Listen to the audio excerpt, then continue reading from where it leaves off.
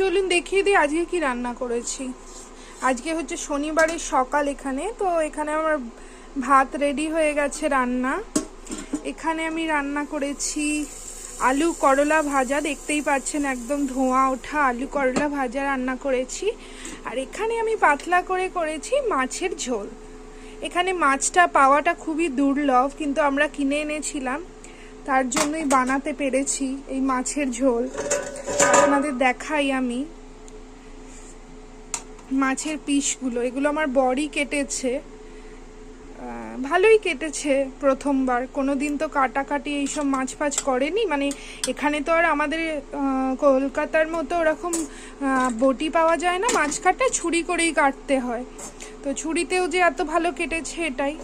আর এখানে আমি বানিয়েছি মাছের টক, এটা আমার বরের খুবই পছন্দ, তাই পাতলা করে একটু মাছের টক বানিয়েছি। আমি একটু লাইটটা জ্বালিয়ে দিই তাহলে দেখতে পারবেন ভালো করে। এই যে একদম পাতলা করে মাছের লেবু টক বানিয়েছি,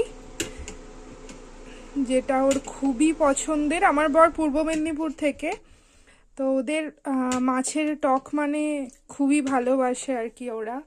তো এই মাছের টক কাঁচা লঙ্কা দিয়ে রান্না হয়েছে, একদম লাইট। আপনারা জানবেন কি রান্না করেছিলেন, সবাই জানাবেন আমাকে কমেন্টে।